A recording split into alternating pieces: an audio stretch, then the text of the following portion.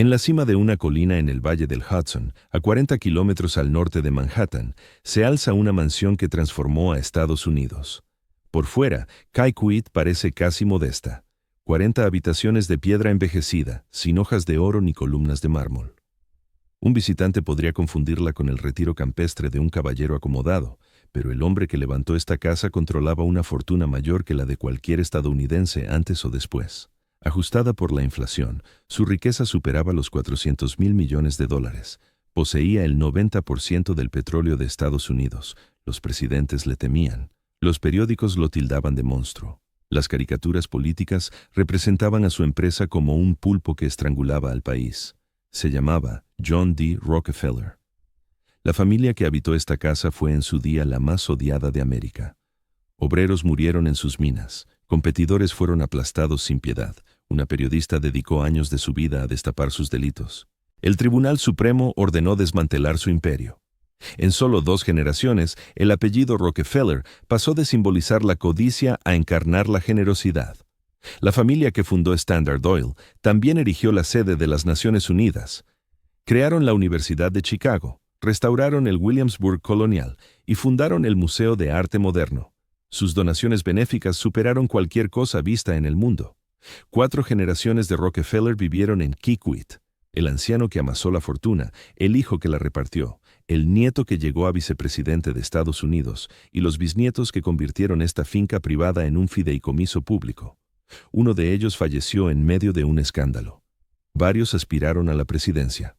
Todos se reunían en esta casa en lo alto de la colina, desde donde las vistas se extendían kilómetros y el secreto familiar permaneció oculto durante décadas.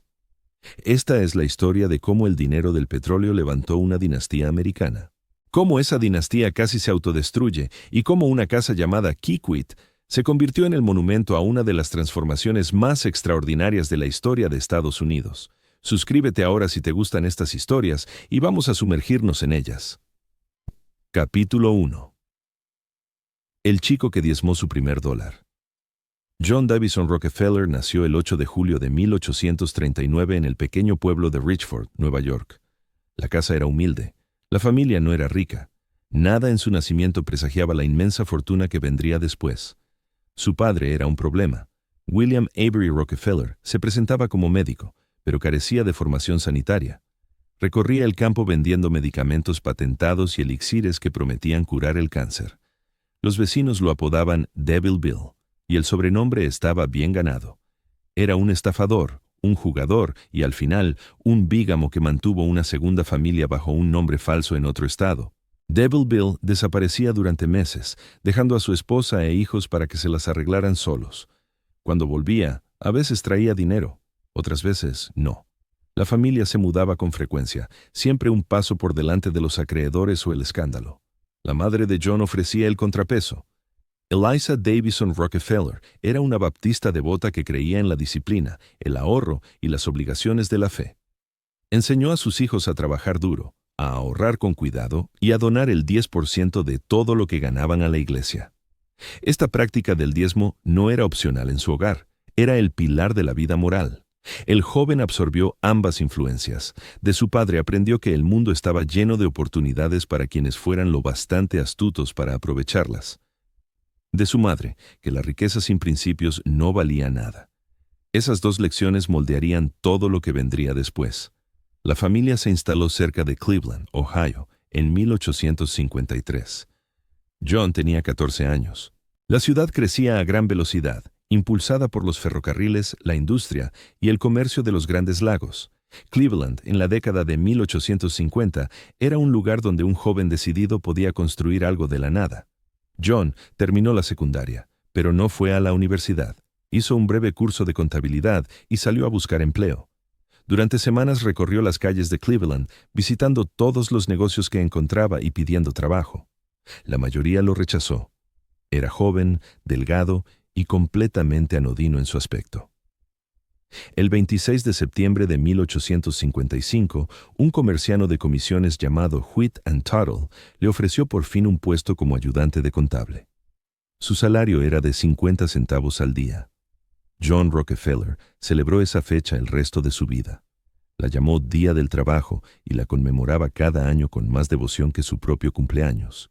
Décadas después, como uno de los hombres más ricos del planeta, aún se detenía el 26 de septiembre para recordar el momento en que empezó su vida laboral. Su primera tarea fue registrar transacciones en el libro mayor de la empresa. Contaba cada penique que pasaba por la firma, verificaba cada cálculo 2 veces, encontraba errores que otros pasaban por alto. Sus jefes notaron su precisión. Desde su primer cheque de pago, John apartó el 10% para la caridad. La enseñanza de su madre perduraba. Donaba a su iglesia baptista, a sociedades misioneras, a los pobres. Registraba cada donación en un libro. En un pequeño cuaderno anotaba con el mismo esmero sus donativos que sus operaciones comerciales. Para él, dar no era un acto de generosidad, sino un deber ineludible. Vivía con extrema austeridad. Iba caminando al trabajo para ahorrarse el transporte. Llevaba su propia comida en lugar de comprarla. Cada céntimo que no destinaba a la caridad lo guardaba religiosamente. Al final de su primer año, había reunido fondos suficientes para prestar una modesta cantidad a un agricultor vecino. El hombre le devolvió el dinero con intereses. John registró el pago y lo reinvirtió. Este sería el esquema que marcaría su existencia. Ganar con método, ahorrar sin tregua, donar de forma ordenada, hacer que todo creciera por acumulación. Sus jefes lo ascendieron. Su sueldo creció. Pero él seguía viviendo como si aún ganara 50 céntimos al día. En 1858, con 19 años, había ahorrado lo bastante para asociarse con un amigo llamado Maurice Clark. Montaron un negocio de comisiones dedicado al comercio de cereales, heno y otros productos. El momento no pudo ser más propicio. Al año siguiente, 1859, un tal Edwin Drake descubrió petróleo en Titusville, Pensilvania. El auge del petróleo en Pensilvania estaba a punto de revolucionar la industria estadounidense. Y John D. Rockefeller, el contable que vigilaba cada penique y destinaba un diezmo de cada salario, iba a reinventarse por completo. No le interesaba perforar pozos petrolíferos. Esos temerarios que hundían perforaciones eran apostadores, y el juego era el vicio de su padre. Pero refinar el crudo en queroseno para lámparas, distribuirlo con eficacia, venderlo con fiabilidad, eso era un oficio que un hombre metódico podía dominar. El muchacho que había ofrendado su primer $1 se disponía a convertirse en el hombre más rico del mundo. Capítulo 2. Oro negro. El 27 de agosto de 1859, un antiguo revisor de ferrocarril llamado Edwin Drake halló petróleo en Titusville, Pensilvania. Su pozo producía 25 barriles diarios. En cuestión de meses, miles de buscadores invadieron las colinas de Pensilvania, perforando dondequiera que hallaran terreno. El boom petrolero americano acababa de estallar. El momento coincidía a la perfección con las demandas de la industria. El aceite de ballena escaseaba y se encarecía. Las fábricas precisaban lubricantes para sus máquinas. Las casas requerían iluminación una vez caída la noche.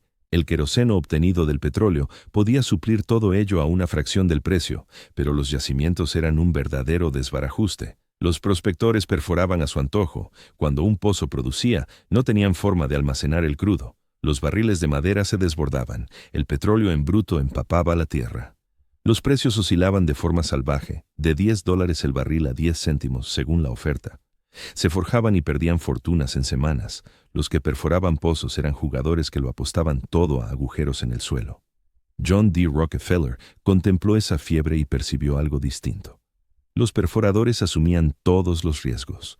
Gastaban su capital en pozos que bien podían resultar secos. Cuando acertaban con un yacimiento, no les quedaba más remedio que vender a quien quisiera comprar. La verdadera ocasión no radicaba bajo tierra. Estaba en lo que ocurría una vez extraído el petróleo. Refinar el crudo en queroseno utilizable demandaba maquinaria, conocimientos y fondos. Distribuir el producto refinado a los clientes implicaba acuerdos con los ferrocarriles. Venderlo requería redes de distribución. Un hombre que controlara la refinación podía dejar que los aventureros asumieran los peligros mientras él recolectaba ganancias estables procesando su crudo. En 1863, Rockefeller y su socio Maurice Clark invirtieron $4,000 en una refinería de Cleveland, dirigida por un químico llamado Samuel Andrews. La planta era modesta pero eficiente. Andrews dominaba el proceso técnico de convertir el petróleo crudo en queroseno de combustión limpia. Rockefeller se encargaba de todo lo demás. Cleveland ocupaba una posición ideal para el negocio de la refinación. La ciudad se hallaba en el cruce de varias líneas ferroviarias. El lago Erie facilitaba el transporte acuático hacia los mercados del este. El crudo podía llegar de Pensilvania a bajo costo y el queroseno refinado podía enviarse aún más barato. La geografía favorecía a Cleveland y Rockefeller planeaba sacar todo el partido posible de esa ventaja. Estudió cada detalle de la operación, calculaba el precio de cada barril de crudo, cada hora de mano de obra, cada milla de transporte. Visitó otras refinerías para absorber sus técnicas, negociaba con proveedores para bajar los costos de barriles y productos químicos. Donde otros refinadores veían un simple negocio, Rockefeller discernía un sistema susceptible de optimización total. Su asociación con Clark se tensó. Clark se conformaba con beneficios moderados. Rockefeller aspiraba a una expansión agresiva, reinvirtiendo cada dólar en el crecimiento. En 1865, los socios decidieron zanjar sus desacuerdos mediante una subasta. Quien pujara más alto compraría la parte del otro. La puja se celebró el 2 de febrero. Clark abrió con $500. Rockefeller superó la oferta. Clark contraatacó. La subasta se prolongó durante horas, escalando mucho más allá de lo que cualquiera de los dos había previsto. Al final, con $72,500, Clark se retiró. Rockefeller había triunfado. Era una suma descomunal. Rockefeller hubo de endeudarse a fondo para pagarla, pero ahora controlaba la refinería más grande de Cleveland, y Cleveland se convertía en la capital de la refinación de América.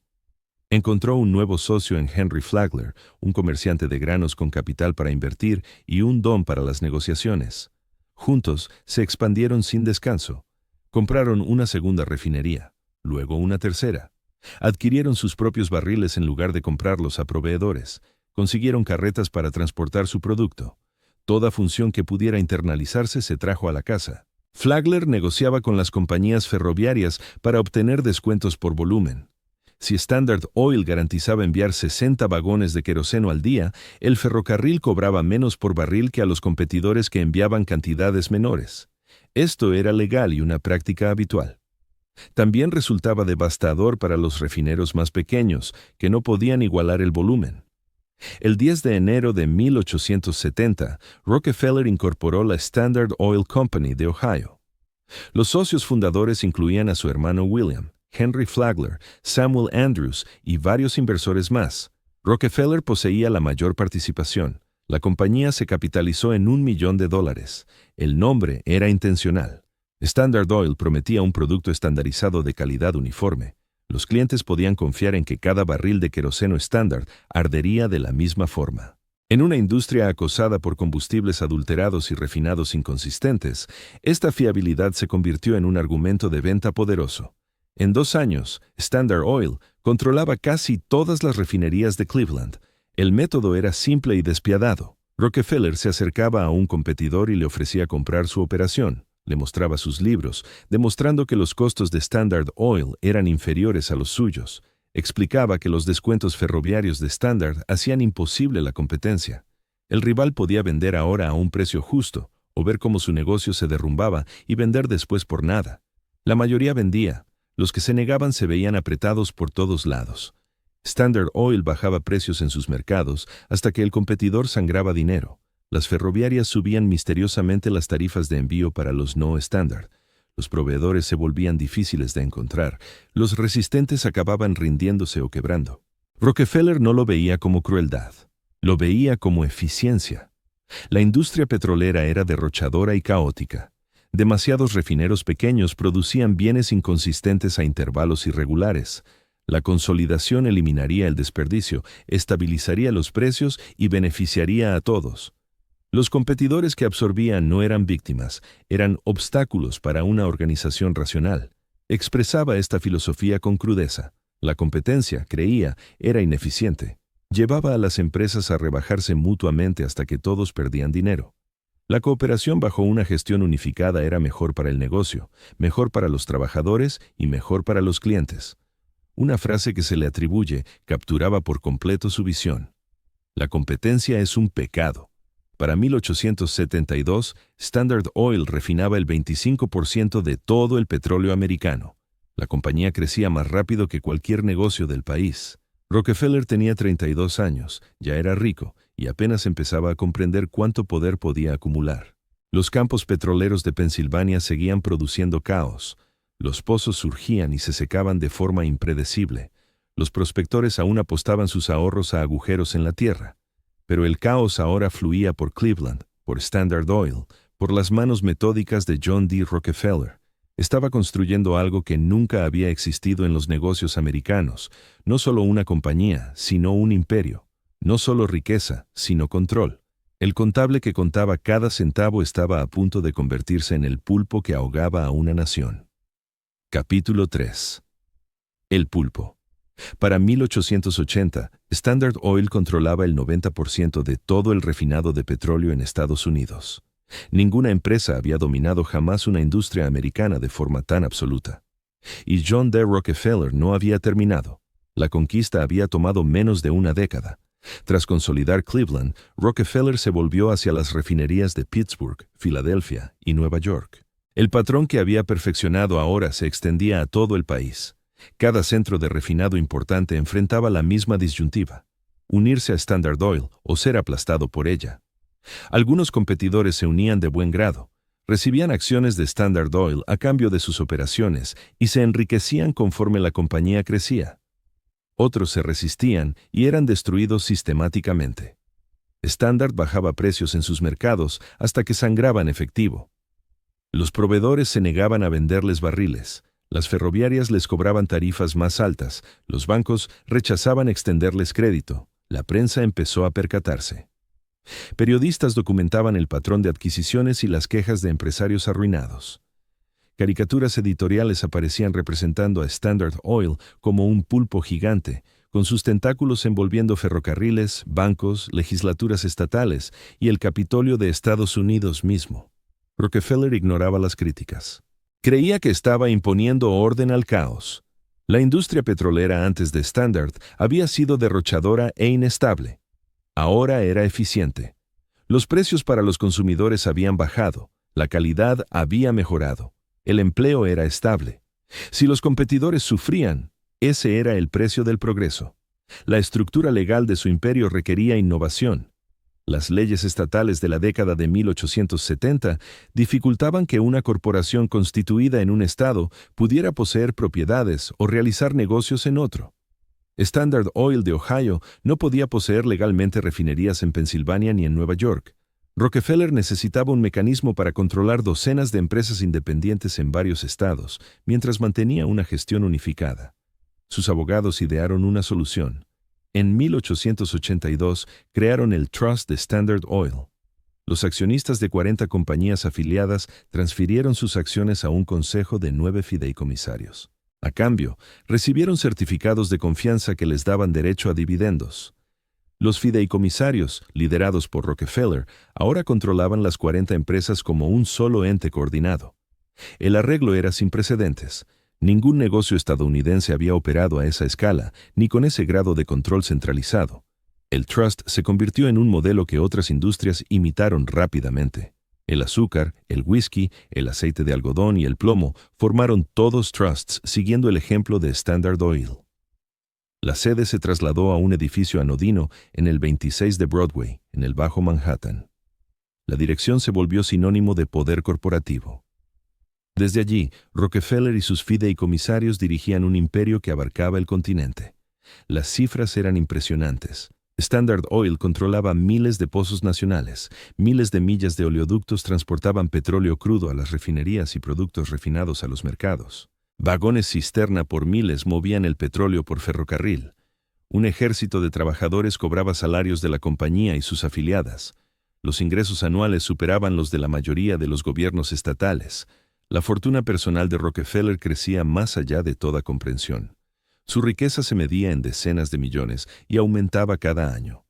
En una época en que el trabajador estadounidense medio ganaba menos de $500 al año, los ingresos de Rockefeller solo por dividendos superaban lo que la mayoría de las familias acumularían en 1000 vidas. Vivía con modestia según los estándares de su riqueza. No construía palacios de mármol en la Quinta Avenida como los Vanderbilt. No organizaba fiestas lujosas ni coleccionaba arte europeo. Sus placeres eran sencillos: el golf, la jardinería, los servicios dominicales en la iglesia, el tiempo con su esposa e hijos en su finca campestre de Nueva York. Esta contención era tanto estratégica como parte de su temperamento. Rockefeller sabía que el derroche ostentoso atraía el escrutinio. Cuanto menos visible fuera, más libremente podría operar. Rara vez concedía entrevistas, rechazaba invitaciones a eventos públicos, dejaba que sus abogados y subordinados trataran con los reporteros mientras él se concentraba en los negocios. Pero la invisibilidad no podía durar eternamente. La magnitud de Standard Oil la hacía imposible de ignorar. Competidores aplastados presentaban demandas, fiscales generales de los estados iniciaban investigaciones, comités del Congreso exigían testimonios. La palabra monopolio entró en el vocabulario común y Standard Oil era su principal ejemplo. Rockefeller declaraba ante organismos gubernamentales con precisión cautelosa, respondía a las preguntas de forma estrecha, expresaba confusión ante indagaciones complejas, recordaba pocos detalles sobre transacciones específicas, su actitud era serena, educada y totalmente impenetrable. Los críticos lo tildaban de evasivo. Los defensores, de reservado. Ambos tenían razón. El New York World resumió el sentir público en 1880. Llamó a Standard Oil el monopolio más cruel, insolente, despiadado y codicioso que jamás se había cebado en un país. La descripción era partidista, pero no del todo injusta.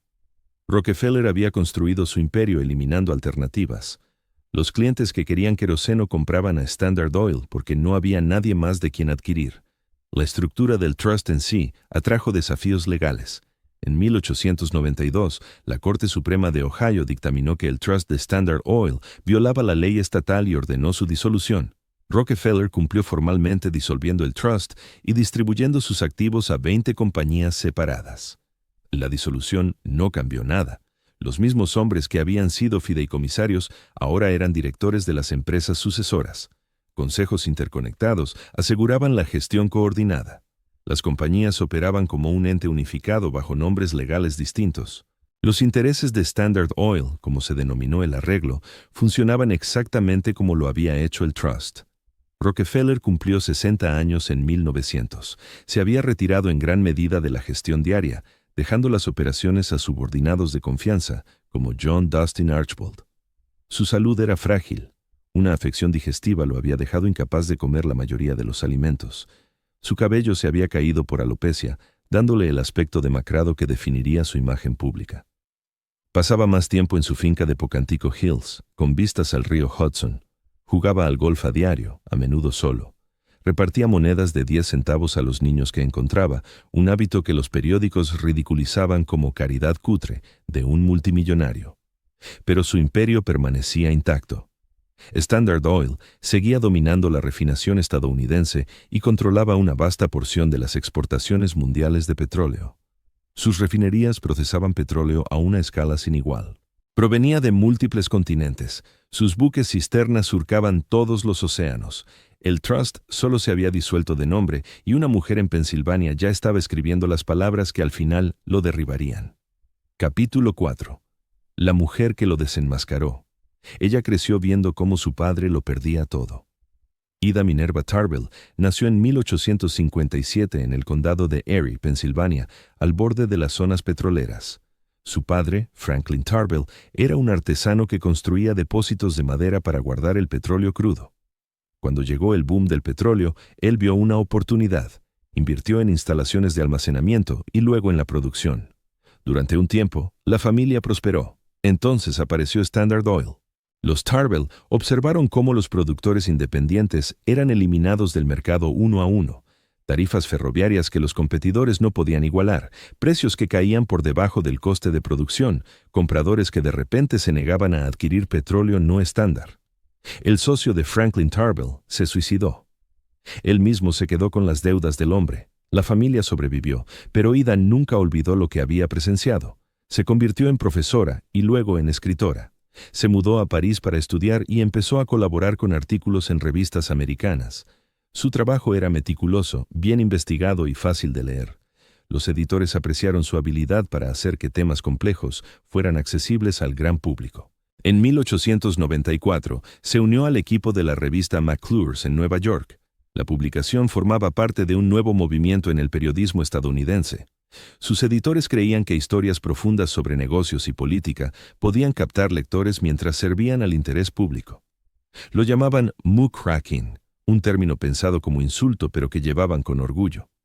Tarbell ya había escrito series biográficas exitosas sobre Napoleón y Abraham Lincoln. Su editor, Samuel McClure, quería algo más ambicioso. Quería una investigación sobre la corporación más poderosa de América, Standard Oil. Tarbell aceptó el encargo con motivaciones tanto profesionales como personales. Recordaba la ruina de su padre. Recordaba el miedo que se extendió por las zonas petroleras cuando Standard Oil se expandió. Ahora documentaría exactamente cómo Rockefeller había construido su imperio. La investigación duró casi 2 años. Leyó miles de páginas de actas judiciales, testimonios legislativos y documentos corporativos. Entrevistó a ex empleados, competidores arruinados y observadores de la industria. Siguió la historia de cada adquisición importante y mapeó las conexiones entre las decenas de empresas subsidiarias de Standard Oil. Su fuente más valiosa fue inesperada. Henry H. Rogers era un alto directivo de Standard Oil, uno de los colaboradores más cercanos de Rockefeller. Mark Twain, amigo de Rogers, organizó la presentación. Por razones que siguen sin aclararse, Rogers accedió a reunirse regularmente con Tarbell y responder sus preguntas.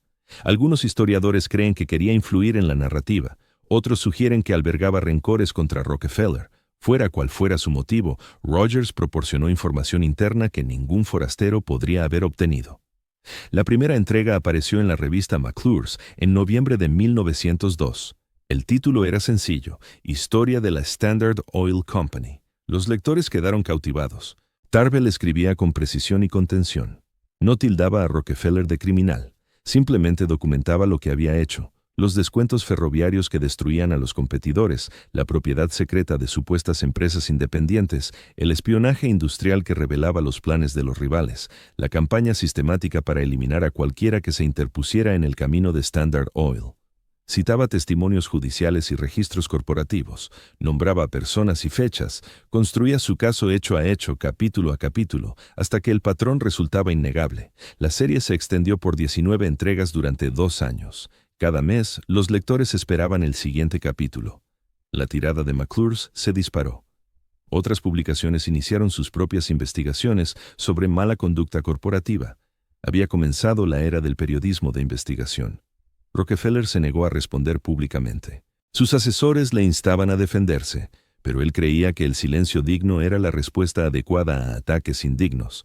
En privado, se refería a Tarbell como la señorita Tar Barrel y esa mujer venenosa. Nunca le concedió una entrevista. Su silencio solo amplificó su impacto. En 1904, la serie se publicó como libro. Historia de la Standard Oil Company ocupaba más de 800 páginas en 2 volúmenes. Se convirtió en un éxito de ventas inmediato y sigue reeditándose hoy. Los historiadores lo consideran una de las obras fundacionales del periodismo de investigación y un catalizador principal del movimiento antimonopolio.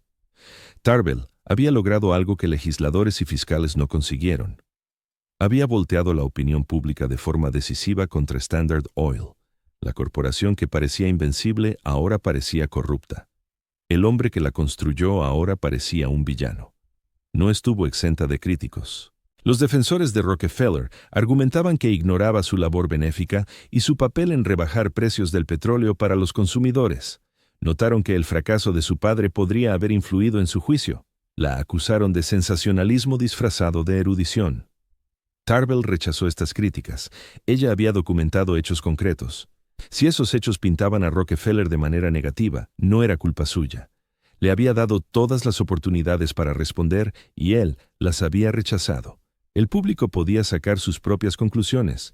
Esas conclusiones resultaron demoledoras. Políticos que antes habían dudado en desafiar a Standard Oil ahora cobraron valor. Los fiscales generales de los estados presentaron nuevas demandas. Los fiscales federales empezaron a preparar un caso bajo la ley antimonopolio Sherman. La administración de Roosevelt convirtió la lucha contra los trusts en un pilar de su agenda doméstica. Tarbell había aportado las pruebas. Ahora el gobierno actuaría. Siguió escribiendo durante décadas, cubriendo otras industrias y temas sociales. Nunca perdió su fama como la mujer que se enfrentó a Rockefeller y salió victoriosa. Cuando murió en 1944 a los 86 años, las necrológicas la recordaron principalmente por la investigación sobre Standard Oil. Rockefeller sobrevivió a la mayoría de sus críticos. Murió en 1937, a los 97 años, aún uno de los hombres más ricos del mundo, convencido de que había hecho más bien que mal. Pero Ida Tarbell había escrito el primer borrador de la historia y su versión resultó más perdurable que la de él. Capítulo 5. La caída de Standard Oil. El gobierno actuó por fin en 1906. El presidente Theodore Roosevelt se había labrado su reputación enfrentándose al poder corporativo. Su administración ya había apuntado a los monopolios ferroviarios y a la industria de la carne envasada. Ahora los fiscales federales dirigieron su mirada a la corporación más grande de Estados Unidos. El caso se presentó en Missouri, donde Standard Oil tenía operaciones importantes. La acusación era clara: violación de la ley antimonopolio Sherman. El gobierno alegó que Standard Oil había conspirado para restringir el comercio, eliminar la competencia y mantener un monopolio ilegal sobre la industria del petróleo. Los abogados de Standard Oil descartaron el caso como un montaje político. Argumentaron que la empresa había alcanzado su dominio gracias a una eficiencia superior, no a prácticas ilegales. Señalaron la caída de los precios del petróleo como prueba de que los consumidores se habían beneficiado de la consolidación. Insistieron en que el mero tamaño no constituía un delito. El juicio duró meses. Más de 400 testigos declararon. El gobierno presentó miles de documentos que detallaban las prácticas comerciales de Standard Oil durante 4 décadas.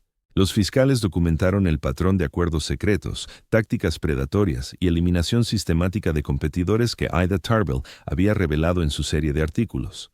El propio Rockefeller fue llamado a testificar. Tenía 67 años, hacía tiempo que se había retirado de la gestión activa, pero seguía siendo el accionista mayoritario. Su testimonio fue un derroche de evasivas. Alegó fallos de memoria en puntos clave.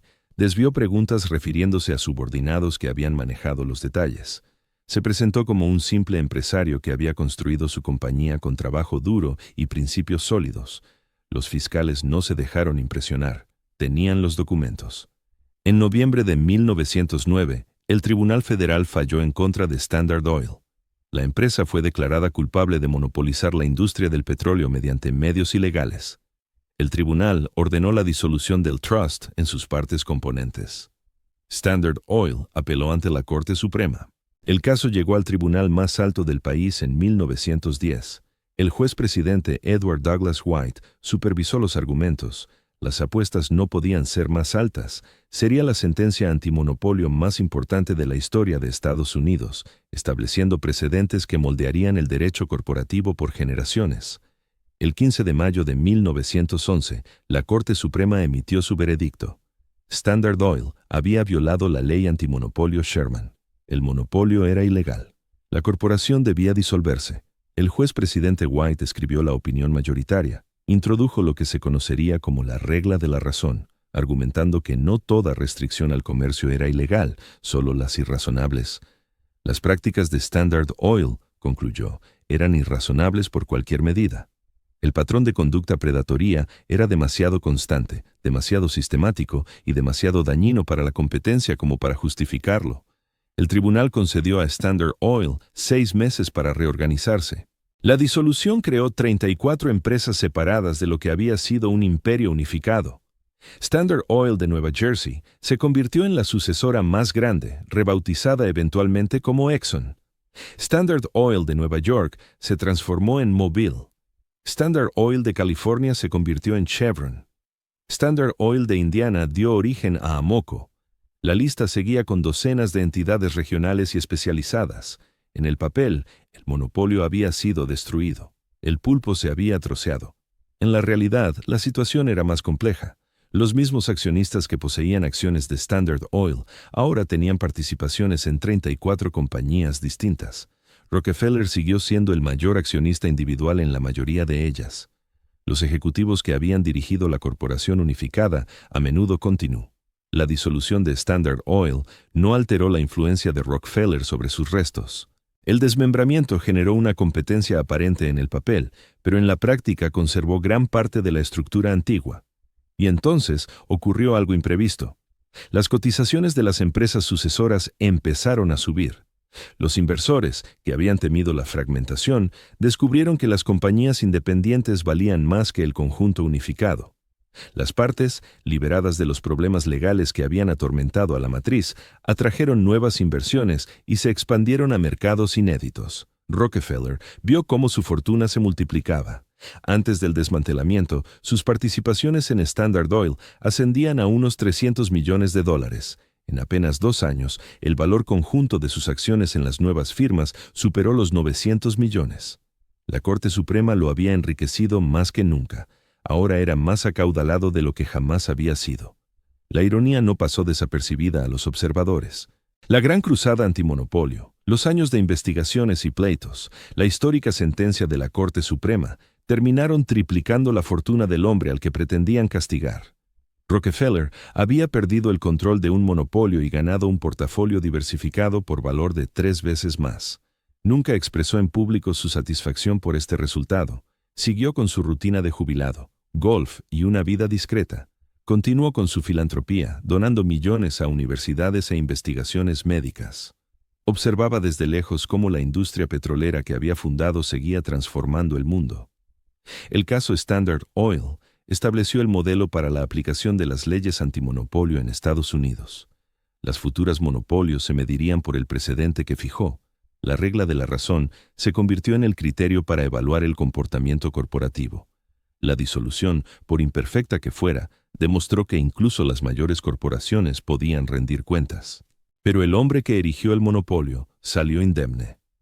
Rockefeller vivió otros 26 años tras la sentencia de la Corte Suprema. Vio cómo los automóviles reemplazaban a los caballos, creando una demanda de gasolina que eclipsaba el mercado del queroseno que él había dominado inicialmente.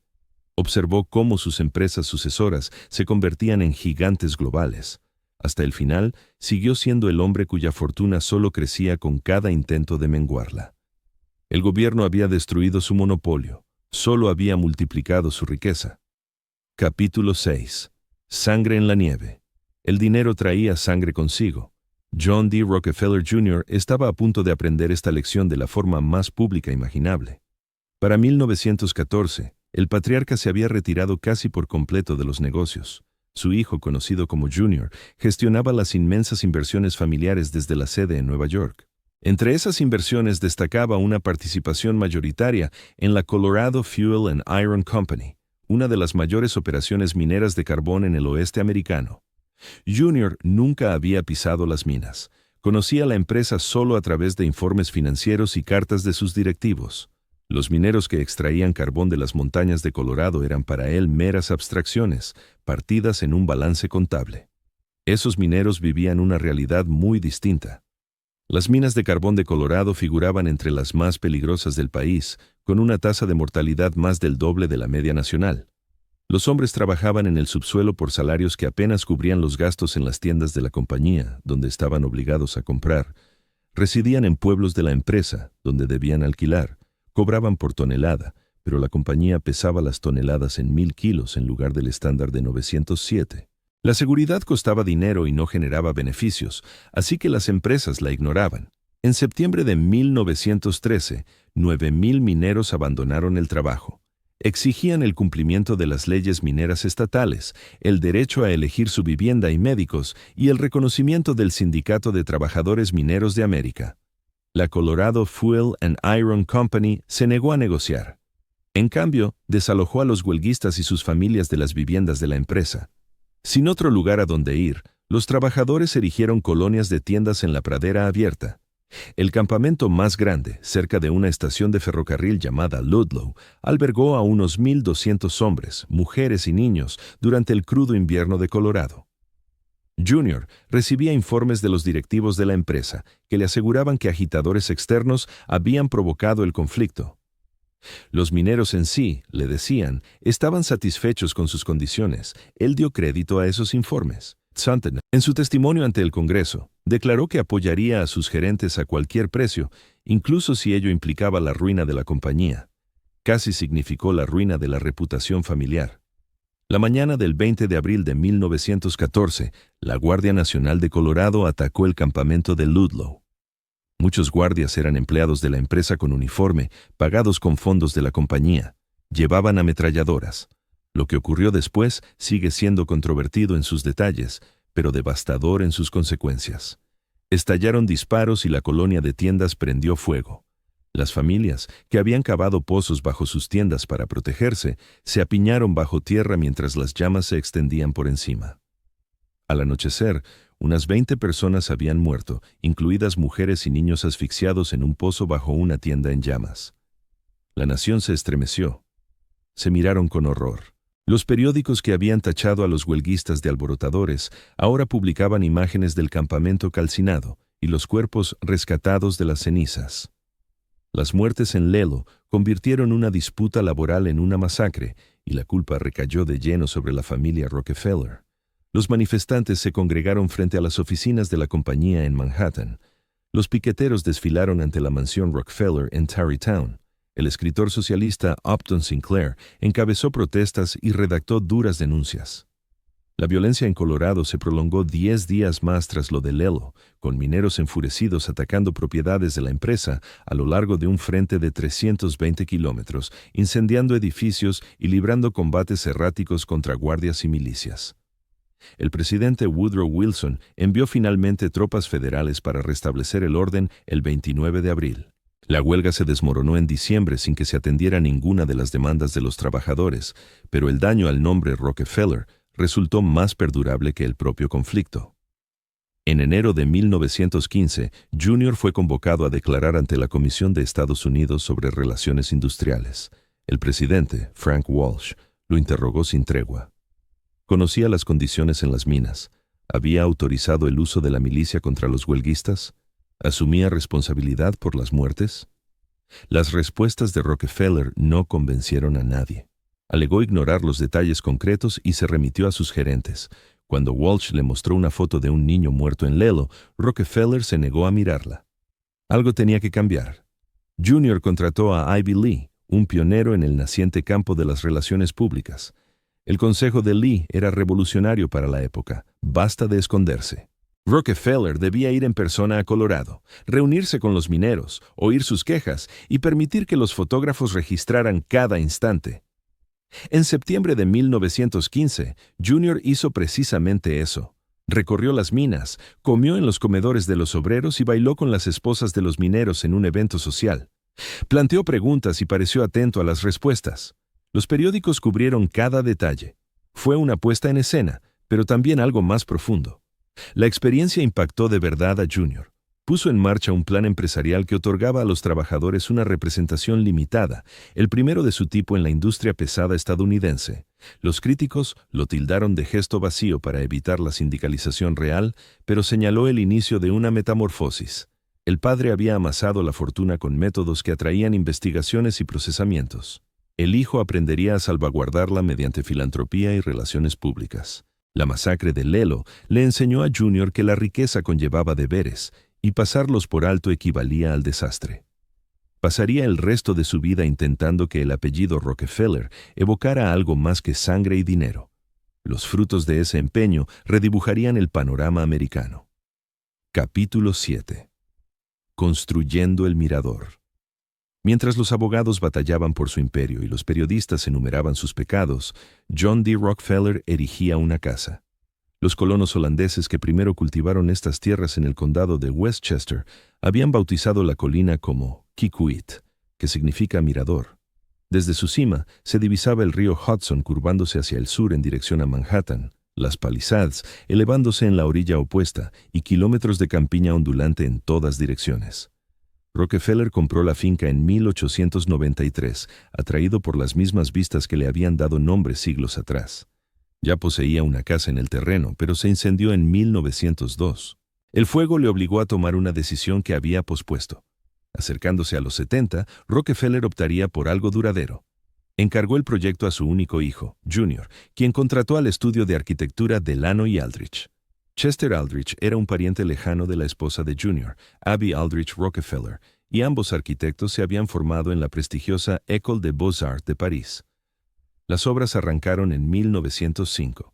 El diseño inicial preveía una mansión de piedra de 3 plantas con techo inclinado, algo sólido pero sin excesos.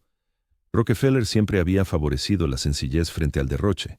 Vestía con sobriedad, vivía con modestia según los cánones de su opulencia y desconfiaba de las residencias suntuarias que sus colegas magnates levantaban en la Quinta Avenida y en Newport. Pero la primera versión de Kikit lo decepcionó. La entrada de servicio quedaba justo bajo la ventana del dormitorio principal, de modo que cada camión de reparto alertaba a quien intentara dormir. Las chimeneas tiraban mal, impregnando las habitaciones de humo que estropeaba paredes y muebles.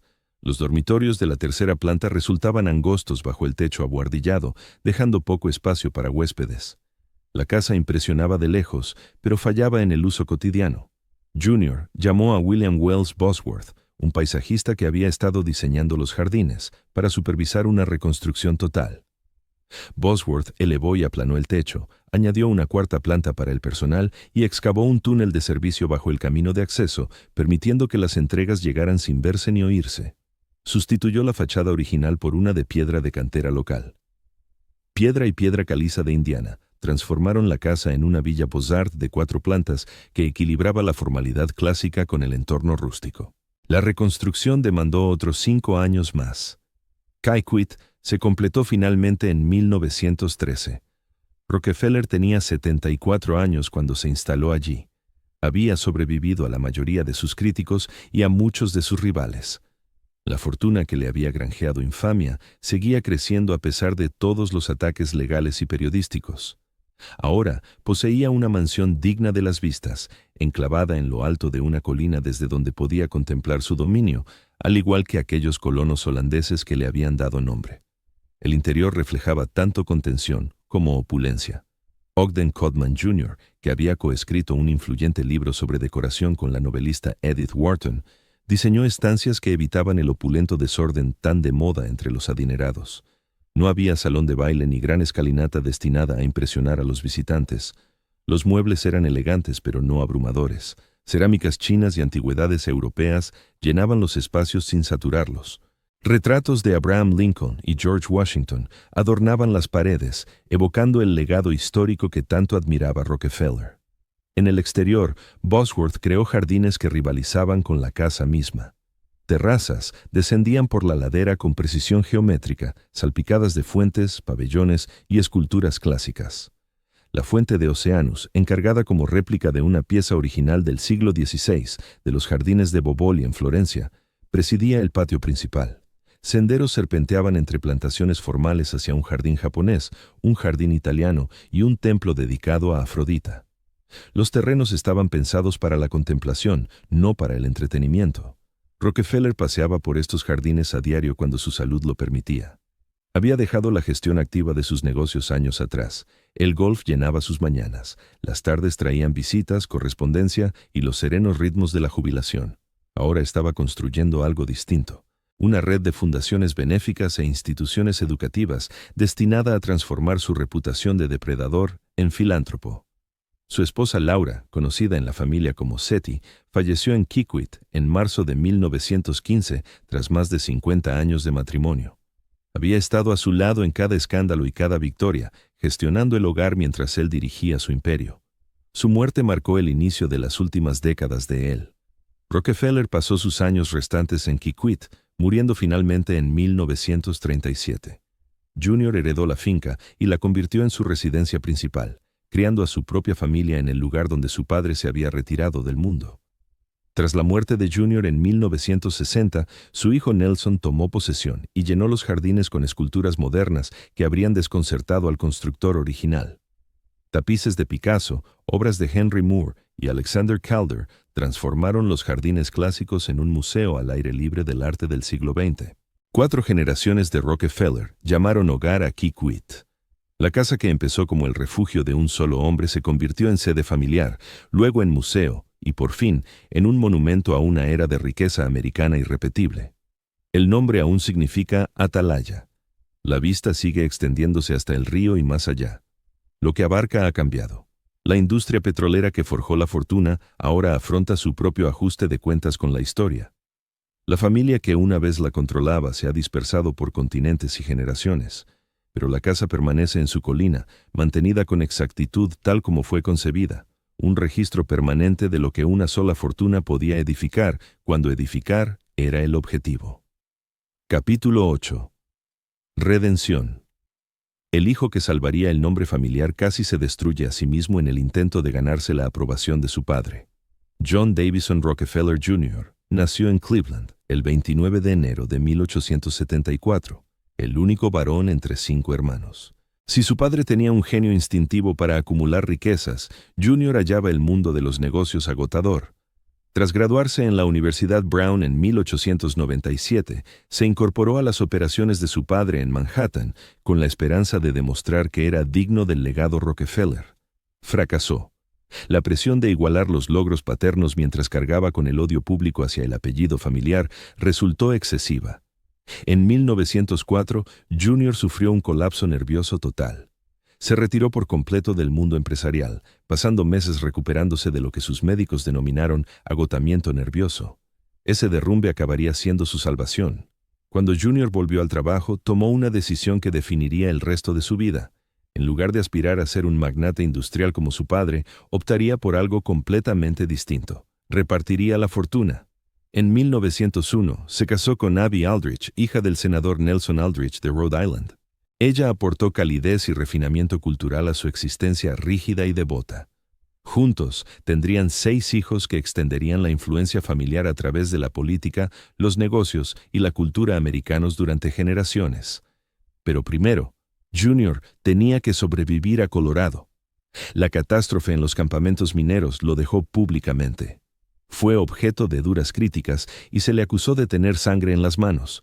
No había ordenado el ataque, pero había hecho oídos sordos a las advertencias sobre las condiciones en las minas. Esa culpa marcaría todo lo que vino después. Su reacción no fue replegarse en el silencio, sino reinventarse de una manera que sus detractores jamás habrían imaginado. Colaborando con los asesores que había reunido durante la crisis, el joven desarrolló una nueva filosofía. Llegó a convencerse de que la riqueza implicaba obligaciones. Cada derecho conllevaba una responsabilidad. Cada posesión exigía un deber. Empezó a poner en práctica estos principios con una determinación que, con el tiempo, superó incluso la generosidad de su padre. En 1926, un ministro llamado William Goodwin se acercó al joven con una propuesta audaz. Goodwin quería restaurar la antigua capital colonial de Virginia, Williamsburg, devolviéndole su aspecto del siglo XVIII. Primero había contactado con Henry Ford, pero éste rechazó la idea. El joven se sintió intrigado. El proyecto arrancó de forma modesta. Autorizó la compra secreta de unas pocas propiedades históricas, comunicándose con Goodwin mediante telegramas codificados firmados con el nombre del padre de David para evitar que los propietarios locales inflaran los precios. Pero ese modesto empeño se convirtió en una obsesión. Durante las décadas siguientes, el joven invertiría más de $60 millones en Williamsburg colonial, restaurando y reconstruyendo una ciudad entera de la era colonial. La visitaba 2 veces al año, supervisando personalmente los detalles hasta la colocación de ladrillos individuales. La Gran Depresión puso a prueba si su compromiso con la filantropía era auténtico. En 1930, cuando el desempleo alcanzó niveles catastróficos, el joven inició las obras del proyecto de construcción privado más ambicioso de la historia de Estados Unidos. El Centro Rockefeller surgió en el corazón de Manhattan durante los años económicos más oscuros que el país había conocido, dando empleo a entre 40,000 y 60,000 trabajadores en un momento en que casi todos los demás los despedían. Los equipos de construcción trabajaron a lo largo de la Depresión, erigiendo 14 torres Art Deco, que se convertirían en sinónimo de Nueva York en sí misma. El 64% de los obreros de la construcción en la ciudad estaba sin trabajo. El joven se lo proporcionó. Su filantropía se extendió mucho más allá de los edificios.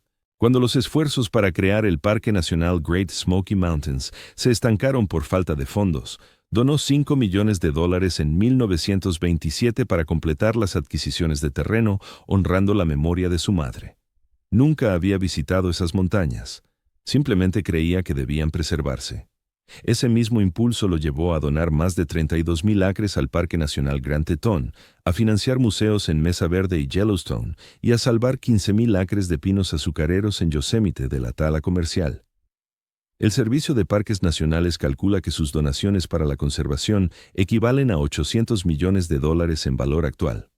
En 1972, el Congreso honró sus contribuciones, nombrando una vía conmemorativa entre Yellowstone y Grand Teton en su honor.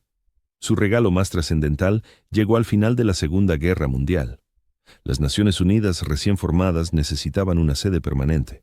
La organización consideraba ubicaciones en Europa o en otros lugares cuando el joven intervino.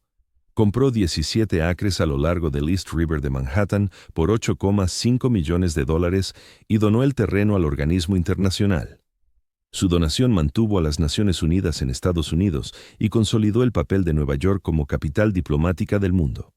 Al final de su vida, el joven había regalado más de $537 millones. Sumados a las contribuciones benéficas de su padre, que ascendían a 540 millones, las dos primeras generaciones de Rockefeller destinaron más de $1,000 millones a causas que creían beneficiosas para la humanidad. Ninguna familia estadounidense había dado tanto. El hijo tímido y ansioso, que sufrió un colapso a los 30 años, se convirtió en el mayor filántropo de su época. Sobrevivió a su padre por más de 2 décadas, pasando sus últimos años alternando entre la finca en el Valle del Hudson y el desierto de Arizona. Abby lo había precedido 12 años antes, pero los hijos que criaron juntos llevarían adelante el trabajo de la familia hacia un nuevo siglo. El joven nunca dejó de creer que su padre era el hombre superior. En una ceremonia que honraba sus contribuciones a Virginia, se apartó de su discurso preparado para decir, con emoción en la voz, cuánto deseaba que su padre hubiera podido estar allí. «Solo soy el hijo», afirmó, pero fue el hijo quien redimió el nombre de la familia. Capítulo 9. 4 generaciones. La casa que John D. Rockefeller se construyó a sí mismo se convirtió en un monumento a la dinastía que creó. 4 generaciones de la familia llamarían Kikwit su hogar. Cada una dejó su huella en la finca, transformando lo que empezó como el retiro en la cima de una colina de un solo hombre en un depósito de riqueza, poder y ambición artística estadounidense sin igual en la nación. El fundador pasó sus últimas décadas en Kikwit en una rutina tranquila. Se levantaba temprano, leía la Biblia, jugaba al golf en su campo privado y repartía monedas de 10 centavos a los visitantes que acudían en busca de una visión del hombre más rico de América. Sus gustos siguieron siendo sencillos, incluso cuando su fortuna creció hasta lo inimaginable. Quería comodidad, no grandiosidad. Su hijo anhelaba algo más. El joven heredó Kikwit tras la muerte de su padre y comenzó inmediatamente a remodelarlo para reflejar su propia visión. Mientras que el mayor se había conformado con una elegancia funcional, el menor llenó la casa de cerámicas chinas de las dinastías Han, Tang, Ming y Qing. Coleccionó muebles ingleses, alfombras francesas y retratos de los fundadores de Estados Unidos. Los interiores diseñados por Ogden Codman se convirtieron en escaparates de tesoros acumulados a lo largo de décadas de adquisiciones meticulosas. Pero fue el propio hijo de Junior quien transformaría Kikwit de manera más radical. Nelson Aldrich Rockefeller nació el 8 de julio de 1908, el tercero de 6 hijos. Si su padre era reservado y metódico, Nelson ardía de ambición. Heredó de su madre Abby la pasión por el arte moderno y su don para conectar con la gente. También heredó su convicción de que el arte no debía limitarse a los museos, sino integrarse en los lugares donde la gente vive de verdad. Cuando Nelson tomó posesión de Kikwit tras la muerte de Junior, se dedicó a convertir la finca en una galería viva de obras maestras del siglo XX. Empezó por el sótano. Los pasillos de servicio y las habitaciones de almacenamiento bajo la mansión se transformaron en un museo subterráneo repleto de pinturas de Picasso, Chagall, Matisse, Kandinsky, Pollock y Warhol. Un pasillo exhibía tapices de Picasso que Nelson había encargado entre 1955 y 1974. Cada uno tejido a mano en el sur de Francia con la aprobación personal del artista. Los tapices trasladaban algunas de las pinturas más célebres de Picasso al tejido, incluyendo obras de la colección personal de Nelson y otras prestadas por el Museo de Arte Moderno. Luego Nelson se volvió hacia los jardines. Durante las siguientes 2 décadas, añadió más de 70 esculturas modernas a los terrenos que su abuelo había diseñado. Obras de Henry Moore, Alexander Calder, Louis Nevelson, Aristide Maillol, David Smith e Isamu Noguchi surgieron entre las fuentes clásicas y las terrazas formales. Algunas piezas llegaron en helicóptero, descendidas sobre los céspedes porque ninguna carretera podía soportar su tamaño. Nelson tenía un ojo extraordinario para la colocación. Cada escultura hallaba su entorno ideal contra el paisaje del Valle del Hudson. La geometría formal de los jardines proporcionaba un contrapunto a las formas abstractas del arte. La gran escultura espinosa de Calder, de 17 pies y medio de ancho, dominaba el borde del campo de golf. La pieza de 2 partes de Moore, con su filo de cuchillo, presidía la terraza principal. Un Giacometti recibía a los visitantes en la entrada junto al gran pájaro de Brancusi, posado como si estuviera a punto de alzar el vuelo. El contraste era intencional y profundo. Nelson comprendía que la tensión entre los jardines clásicos de su abuelo y su propia colección modernista crearía algo que ninguno de los dos podía lograr por separado. Su carrera pública igualaba sus ambiciones privadas. Elegido gobernador de Nueva York en 1958, Nelson sirvió 4 mandatos consecutivos, el primero en la historia del país en lograrlo. Amplió el sistema de universidades estatales, creó el Consejo de las Artes y supervisó proyectos de construcción masivos que transformaron Albany y Manhattan. En 3 ocasiones buscó la nominación presidencial republicana. En las 3 falló. En 1974, el presidente Gerald Ford lo nombró vicepresidente, convirtiendo a Nelson en la segunda persona en alcanzar ese cargo por designación en lugar de elección. Dimitió como vicepresidente en 1977 y regresó a su arte. 2 años después, el 26 de enero de 1979, murió de un ataque al corazón en Manhattan. Tenía 70 años. En su testamento, Nelson legó su parte de Kaiquit al National Trust for Historic Preservation. Sus hermanos Lawrence y David acabaron haciendo lo mismo. El menor, David, se convirtió en el patriarca familiar tras la muerte de Nelson, guiando los intereses Rockefeller desde su puesto como presidente de Chase Manhattan Bank. Vivió hasta 2017, alcanzando los 101 años, el último superviviente de su generación. La muerte de David marcó el fin de una era. Los 6 hijos de Junior habían dirigido sus miles de millones heredados hacia causas que iban desde la conservación hasta la banca, desde la política hasta las artes. Nelson se convirtió en vicepresidente. Winthrop fue gobernador de Arkansas. John III se dedicó a la filantropía. Lawrence defendió la preservación ambiental. La única hija, Abby, vivió discretamente en la finca. Hoy, más de 270 miembros de la familia Rockefeller se reúnen 2 veces al año en el Playhouse de la finca de Pocantico. La fortuna que el mayor acumuló se ha dispersado en fideicomisos y fundaciones, ya no concentrada en unas pocas manos. Pero Kaiquit permanece preservado tal como lo moldearon 4 generaciones. La casa alberga multitudes. El modesto dormitorio de Senior, la porcelana china de Junior, el bodhisattva de la dinastía Tang de Abby, los tapices de Picasso de Nelson y la colección de sus hijos de botellas de colores excavadas de antiguos sitios de granjas en la propiedad, dispuestas en un armario con precisión curatorial. El National Trust ofrece visitas de mayo a noviembre. Los visitantes recorren habitaciones donde presidentes y reyes se reunieron una vez. Pasan junto a esculturas valoradas en millones a lo largo de los JAR.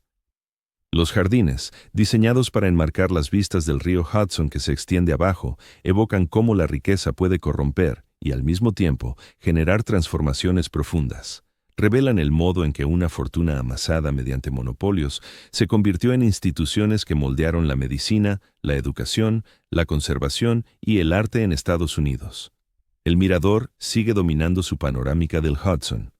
La familia que lo erigió demostró que las dinastías pueden perdurar, que nombres asociados a la codicia pueden transformarse en sinónimos de generosidad y que 4 generaciones de gestión prudente pueden preservar lo que la ferocidad de una sola generación había creado. Capítulo 10. El legado de los Rockefeller. La fortuna edificada sobre el petróleo remodelaría la medicina, la educación y el arte en todo el planeta. Cuando John D. Rockefeller empezó a donar su dinero de manera seria, no se limitó a firmar cheques para causas nobles.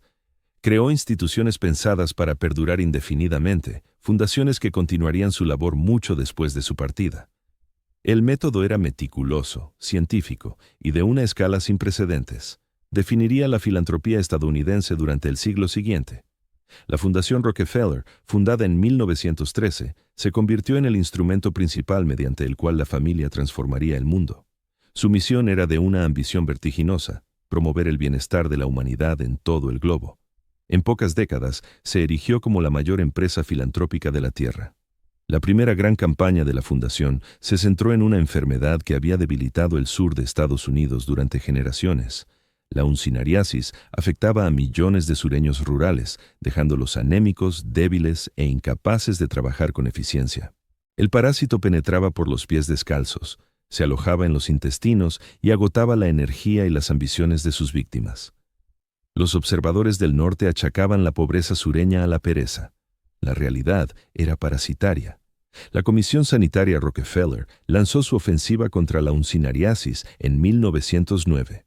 Equipos de médicos recorrieron comunidades rurales, examinaron a los residentes, suministraron tratamientos y educaron a las familias sobre higiene. La campaña demostró que la enfermedad podía erradicarse con medidas básicas de salud pública. Más aún, reveló que intervenciones sistemáticas podían revitalizar regiones enteras. Para 1914, la Fundación había extendido sus iniciativas contra la uncinariasis a 52 países de 6 continentes. El éxito de estos proyectos sirvió de modelo para combatir otras dolencias. La fiebre amarilla fue la siguiente. La Fundación destinó la mitad de su presupuesto internacional de salud a erradicar esta enfermedad, que causaba miles de muertes al año en América Latina, África y el Caribe. 6 investigadores financiados por la Fundación murieron en el terreno mientras buscaban una vacuna. Su sacrificio no fue en vano. En 1935, científicos de la Fundación desarrollaron la primera vacuna efectiva contra la fiebre amarilla. Max Taylor, el parasitólogo que encabezó el avance, recibió el premio Nobel en 1951. El impacto de la Fundación en la educación médica fue igualmente trascendental. Colaborando con Abraham Flexner, cuyo informe de 1910 había desnudado el lamentable estado de las facultades de medicina estadounidenses, los Rockefeller financiaron una reforma total en la formación de médicos. Establecieron las primeras escuelas de salud pública en Johns Hopkins en 1918 y en Harvard en 1921. Modernizaron la enseñanza médica en todo el mundo, invirtiendo $25 millones para implantar programas de salud pública en decenas de universidades. En China, la Fundación creó la Junta Médica China, que introdujo prácticas médicas modernas en un país de 400 millones de habitantes. Construyó el Peking Union Medical College, que formó generaciones de médicos que revolucionaron la atención sanitaria en Asia. El Instituto Rockefeller de Investigación Médica, creado en 1901, se convirtió en una de las instituciones biomédicas más destacadas del mundo. Generó descubrimientos que valieron a sus científicos 23 premios Nobel. En 1965 pasó a llamarse Universidad Rockefeller, ampliando su ámbito para incluir la educación de posgrado. Pero la filantropía familiar trascendió la medicina. La Junta General de Educación, fundada en 1903, financió la construcción de cientos de institutos superiores en el sur, capacitó a profesores para comunidades afroamericanas y modernizó las técnicas agrícolas en la región. La Junta contribuyó a sacar al sur de la pobreza crónica e incorporarlo al siglo XX. El donativo de Rockefeller de $36 millones durante 25 años levantó prácticamente de la nada la Universidad de Chicago, convirtiéndola en una década en una de las instituciones de investigación líderes del mundo. Su departamento de economía generaría más laureados con el Nobel que cualquier otro, influyendo en las políticas económicas globales por generaciones. Mientras su esposo financiaba investigaciones médicas y la preservación histórica, Abby Aldrich Rockefeller siguió una pasión distinta. En 1929, Abby se unió a 2 amigas, Lily P. Bliss y Mary Quinn Sullivan, para fundar el Museo de Arte Moderno en Nueva York. Las 3 mujeres creían que Estados Unidos necesitaba una institución dedicada exclusivamente al arte de su época. Inauguraron el museo apenas días después del crack bursátil, en locales alquilados de la Quinta Avenida, con una exposición de obras de Van Gogh, Gauguin y Seurat. La respuesta pública fue abrumadora con la creación del museo por parte de Abby Aldrich Rockefeller y su círculo. En apenas 10 años, la institución se trasladó a su sede definitiva en la calle 53, en un terreno que antes albergaba la casa familiar de los Rockefeller. El Jardín de Esculturas, Abby Aldrich Rockefeller, diseñado por Philip Johnson, se convirtió en uno de los espacios al aire libre más emblemáticos de la ciudad. El hijo de Abby, Nelson, fue el primer presidente del museo a partir de 1939. Su hijo menor, David, Se incorporó al Consejo en 1948 y mantuvo su vínculo con la entidad hasta su fallecimiento casi 7 décadas después. El mecenazgo familiar del arte moderno se extendió desde las salas de Manhattan hasta los jardines de Kykewit, donde la colección de Picasso y Calder de Nelson convirtió la finca de su abuelo en un museo al aire libre. La magnitud de las donaciones de los Rockefeller resulta difícil de asimilar. Las dos primeras generaciones por sí solas aportaron más de $1.000 millones a causas benéficas. La Fundación Rockefeller distribuyó más ayuda internacional que el propio gobierno de Estados Unidos durante décadas. La Revolución Verde, financiada en parte por esa fundación, pudo haber salvado 1.000 millones de vidas al multiplicar de forma espectacular los rendimientos agrícolas en el mundo en desarrollo. La fortuna que Ida Tarbell había revelado como fruto de un monopolio despiadado se transformó en el instrumento de una generosidad sin precedentes. El nombre que antaño representaba la codicia corporativa pasó a ser sinónimo de filantropía en sí misma. Esa metamorfosis no fue casual. Fue el esfuerzo consciente de una familia que comprendía cómo el dinero podía corromper y cómo podía redimirse. Capítulo 11. El mirador actual. El autobús lanzadera asciende por la carretera serpenteante a través de bosques que apenas han variado desde la llegada del primer Rockefeller. Los visitantes de Kykewit inician su recorrido en la mansión Philipsburg en Sleepy Hollow, una granja colonial holandesa restaurada que la familia contribuyó a preservar hace décadas. Desde allí, suben a los autobuses que serpentean por las carreteras periféricas de la finca, pasando por muros de piedra levantados por obreros hace un siglo, árboles maduros que el propio Senior trasplantó, y atisbos del río Hudson que atrajeron a la familia a esta colina en primer lugar. La finca se abrió al público en 1994, 15 años después de que Nelson Rockefeller legara su parte al National Trust for Historic Preservation. Sus hermanos, Lawrence y David, siguieron su ejemplo con sus propias donaciones. Hoy, el Rockefeller Brothers Fund se encarga del mantenimiento de la propiedad, mientras que Historic Hudson Valley gestiona las visitas que atraen a miles de personas cada temporada. De mayo a noviembre se ofrecen 3 tipos de tours. El tour de destacados dura 90 minutos e incluye la planta principal de la casa, el jardín interior y la terraza oeste. El tour clásico se extiende a 2 horas, añadiendo las galerías subterráneas con sus tapices de Picasso y los terrenos repletos de esculturas. El tour grande sumerge a los visitantes aún más en los tesoros de la finca.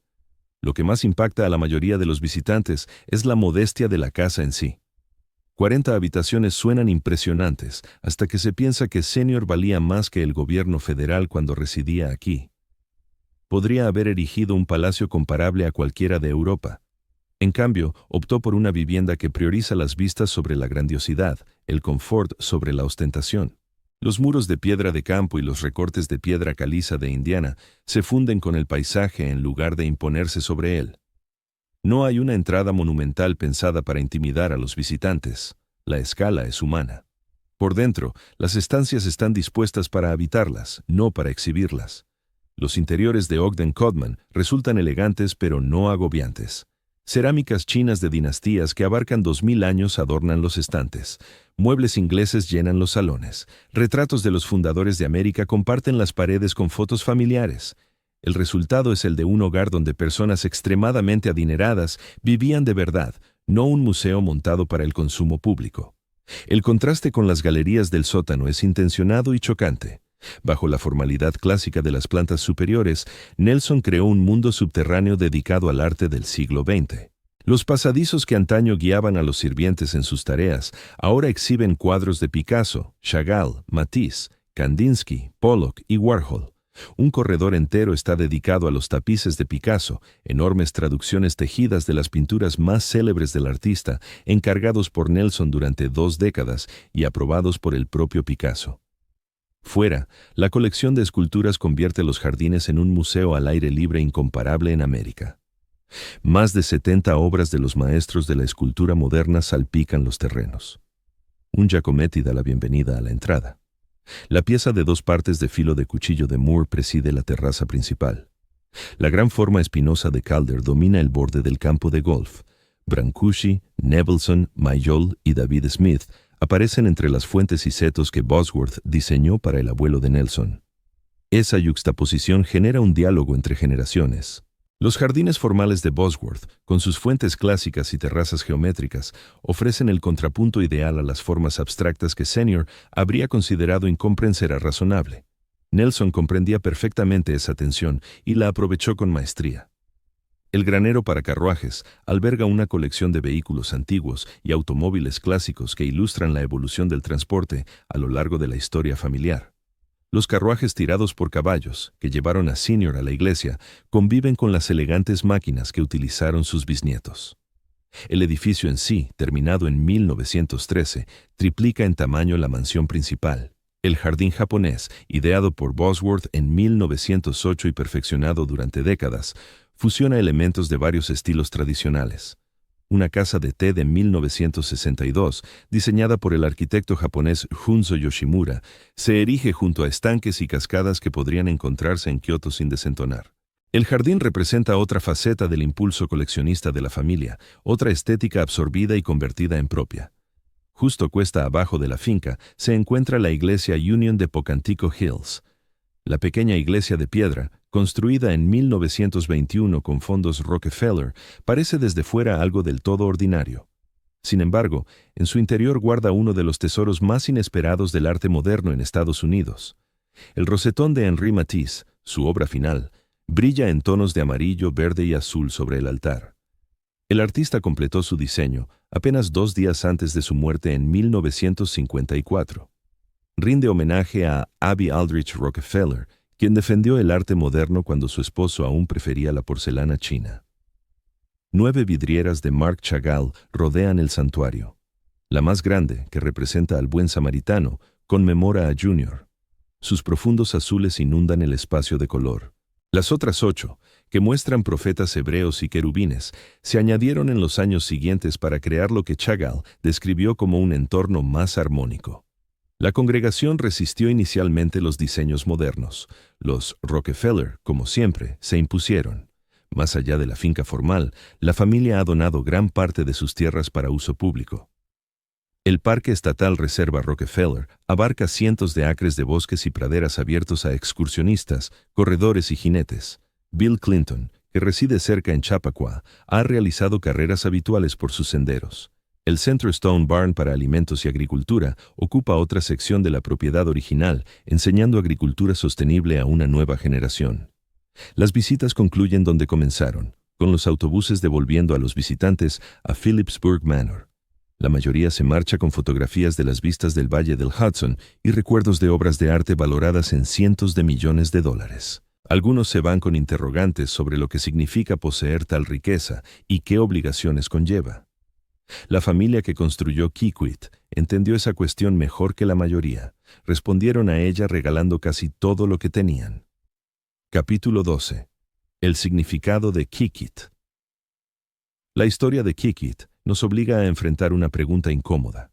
¿Cómo juzgamos a una familia cuya fortuna se edificó sobre prácticas que aplastaron a competidores, explotaron a trabajadores y provocaron violencia que mató a mujeres y niños? Y sin embargo, cuya filantropía erradicó enfermedades, educó a millones y creó instituciones que siguen mejorando vidas más de un siglo después? La respuesta podría ser que ambos juicios son acertados. John D. Rockefeller mereció el apelativo de varón ladrón. El término proviene de los señores medievales alemanes que cobraban peajes ilegales en los caminos que cruzaban sus tierras. Los críticos lo aplicaron a industriales que acumularon riquezas por medios cuestionables. Rockefeller encajaba en la definición. Construyó un monopolio que controlaba el 90% de la refinación de petróleo en Estados Unidos. Arruinó a sus competidores. Se benefició de prácticas laborales que priorizaban las ganancias sobre el bienestar humano. Pero Rockefeller también transformó la filantropía estadounidense. Antes de su época, los ricos solían donar a iglesias y causas locales. Rockefeller introdujo lo que el historiador Waldemar Nielsen denominó filantropía científica. En lugar de tratar síntomas, atacaba las causas raíz. En vez de alimentar a los hambrientos, financiaba investigaciones agrícolas que prevenían el hambre. En lugar de construir un hospital, formaba generaciones de médicos e investigadores.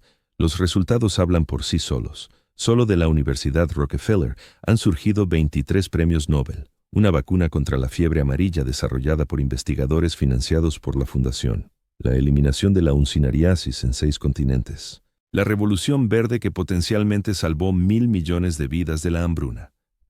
Quizás la comparación más impactante sea con otra familia cuya historia quizás ya conozcas.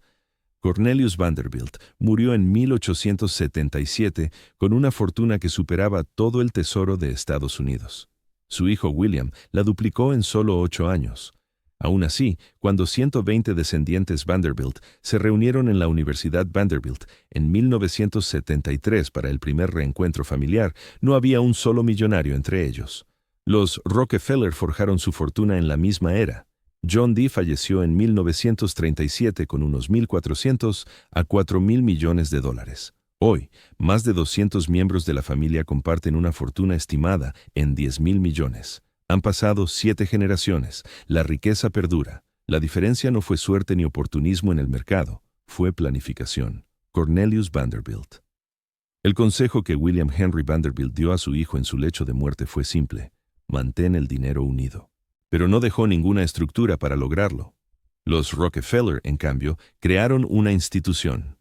La habitación 5600 en el Rockefeller Center se convirtió en el centro neurálgico de un imperio financiero, con 5 divisiones que supervisaban las inversiones, el capital de riesgo, los negocios familiares, los seguros y la gestión de riesgos. Los fideicomisos familiares establecidos en 1934 y 1952 protegieron los activos de los impuestos y de una mala administración. Se contrataron gerentes profesionales para supervisar las tenencias. La filantropía se organizó para reflejar valores compartidos. Lo más importante es que los Rockefeller inculcaron un propósito a lo largo de las generaciones. Los Vanderbilt construyeron mansiones destinadas a impresionar a la sociedad. Los Rockefeller erigieron instituciones pensadas para perdurar más allá de la propia familia. Observemos la evidencia tangible.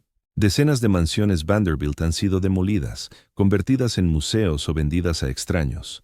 The Breakers solo sobrevive porque fue donada a una sociedad de preservación. Marble House funciona ahora como una atracción turística. Biltmore sigue en manos de la familia, pero opera como un negocio comercial. Kikuit cuenta una historia distinta. La familia aún se reúne en la casa de juegos 2 veces al año. El mantenimiento de la finca se financia con el fondo de los hermanos Rockefeller. Historic Hudson Valley organiza visitas guiadas, pero la familia conserva su vínculo con la tierra que eligió su tatarabuelo hace más de un siglo. Esta continuidad refleja el consejo que Frederick Gates, el asesor filantrópico de Rockefeller, ofreció en su día. La mejor filantropía, dijo, busca constantemente finales, una búsqueda de causas, un intento de curar los males en su origen. Los Rockefeller aplicaron esta filosofía no solo a sus donaciones, sino también a la gobernanza familiar misma. Los críticos argumentan que tales arreglos perpetúan la desigualdad, que la filantropía de los multimillonarios permite a los ricos moldear la sociedad según sus preferencias en lugar de procesos democráticos, que las fundaciones con nombres de varones ladrones blanquean reputaciones construidas sobre la explotación. Estas críticas encierran verdad, el poder de decidir qué universidades reciben fondos, qué enfermedades merecen investigación, qué arte llena las paredes de los museos, pertenece a quienes acumularon fortunas por medios que hoy serían ilegales. Sin embargo, la alternativa no es evidente. Los programas gubernamentales suben y bajan con los vientos políticos. Las empresas comerciales sirven a los accionistas en vez de a la sociedad. La Fundación Rockefeller ha perseguido su misión de forma ininterrumpida durante más de un siglo, adaptándose a nuevos desafíos mientras mantiene el foco en el bienestar humano. Quizás la evaluación más honesta provenga del propio Rockefeller. Él escribió una vez que la mejor filantropía implica investigación, que el conocimiento debe adquirirse antes de que se pueda realizar una donación inteligente. Lo practicó a lo largo de su vida. Ya fuera financiando universidades o erradicando enfermedades, exigía resultados medibles y enfoques basados en evidencia. Esta mentalidad distinguió a los Rockefeller de sus pares de la Edad Dorada. Mientras otras fortunas se dilapidaban en yates, fiestas y mansiones que resultaban demasiado costosas de mantener, los Rockefeller trataron la riqueza como una responsabilidad. Se esperaba de cada generación no solo preservar la fortuna, sino desplegarla para fines que trascendieran el consumo personal. Al estar hoy en Kikuit y mirar hacia el Hudson, en dirección a las palizadas que Junior protegió del desarrollo, los visitantes contemplan la manifestación física de esta filosofía. Los jardines permanecen impecables. La colección de arte sigue creciendo. La familia aún recorre estos senderos. Si esto constituye redención depende de cómo uno equilibre las balanzas de la historia. El sufrimiento causado por el capitalismo monopolista no se borra con filantropía. Las familias devastadas por el trust petrolero no se consuelan con dotaciones universitarias. Los competidores llevados a la quiebra no ganaron nada con la erradicación de la anquilostoma. Y sin embargo, los niños de hoy reciben vacunas desarrolladas con fondos Rockefeller. Los estudiantes estudian en universidades que Rockefeller dotó. Los investigadores trabajan en laboratorios que Rockefeller construyó. El propio concepto de filantropía estratégica, de donar con un diseño que multiplique el impacto, en lugar de solo distribuir riqueza, surgió en la mente de un hombre nacido en una modesta granja en el norte del estado de Nueva York. Kai Kuit encarna esta contradicción. Es a la vez un monumento al exceso de la Edad Dorada y un testimonio de la responsabilidad generacional, un recordatorio de cómo se acumuló la riqueza en la América del siglo XIX y un ejemplo de cómo podría preservarse y desplegarse para un beneficio más amplio. El mirador que le dio su nombre a esta finca ofrece una vista que se extiende millas en todas direcciones. John D. Rockefeller eligió este lugar porque podía ver lo que otros no veían. Esa cualidad definió su carrera.